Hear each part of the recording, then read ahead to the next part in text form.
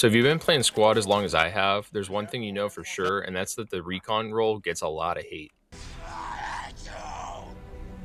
In this video, I'm going to break down the two main reasons exactly why I think the role gets hated on by squad leads and explain what exactly makes a good recon Hey, check your class. map. My truck I marker got some to my pro tips south I is threw in accurate. there and some insane long shots at the end you guys won't want to miss, so let's get right into it.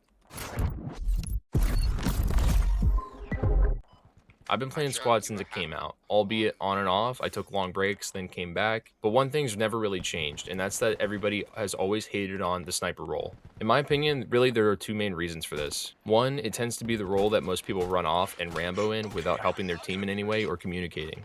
People tend to run off solo with no comms, sit on a flank, and only They're get 4 or crossing 5 kills all game. the hill The south truth is, by getting the a water kill at tower. 500 meters has very little effect for your team in a game that's based mainly on teamwork and communication.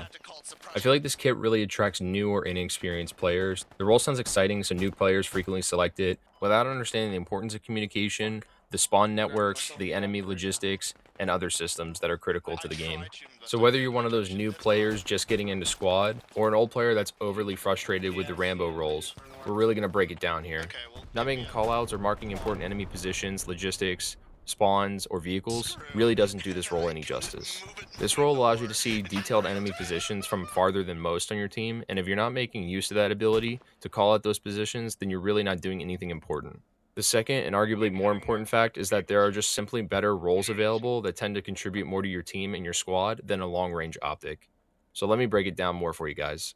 When it really comes down to it, most squads would rather have that extra rifleman for the ammo or a second medic. The AT roles are a must for any self-respecting squad, and at a minimum, at least one medic. Most of these roles come with decent optics already, combining that fact that most of your engagements will be happening from medium to close range anyways. These small things start to stack up against the recon class. So we identified some of the main issues, but what actually can make you a better spotter? As soon as you guys join your squad, you want to communicate to your SL that you want a fire team lead, and you want to be a valuable call-out asset to your team. Sometimes I just tell them after asking for FTL that I plan to identify enemy spawns and will be making the most out of my spotter role in the squad and making it valuable. Sometimes ensuring the squad lead that you're here and ready to contribute to the team will save you from a kick or being asked to change roles. In the end, that communication goes a long way, trust me. Staying in the distance where you can support your squad under fire but also identify those important callouts is key. For example, being able to identify the enemy hab that is spawning the enemy that your squad's currently engaging really helps.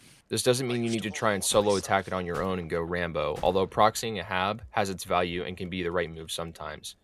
You can disrupt the enemy from reinforcing the front by providing that long-range support after you discover it and coordinate the takedown with your squad once they're ready to push it. Your priority should really be identifying enemy habs, radios, and other troop movements.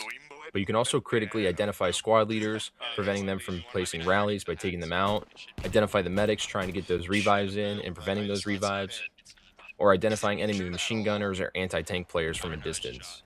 Communicating to friendly armor to not take that road because there's an enemy anti-tank squad can really mean the difference in a match.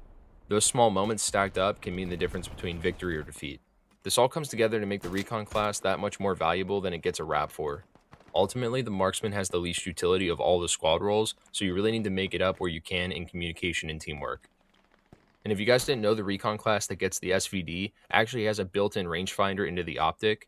It's pretty simple to use. All you have to do is line up the enemy infantry in the scope to where their head meets the top of this angled bar and their feet meets the bottom of the flat bar. And then it'll tell you the distance right then and there. It's very easy and convenient. Personally, I can see why it gets a bad rap. It definitely is probably the least valuable role. That pretty much sums it up for me. I really wanted to keep it short and simple, but I really want to hear what you guys think and what you think could be made different to improve it. If you made it this far in the video, I really can't thank you enough. The support really means a lot and it keeps me moving forward. If you haven't already, be sure to like the video and subscribe, and I'll see you guys in the next one. I need help. I'm gonna fuck this more. Oh. This guy on the wall.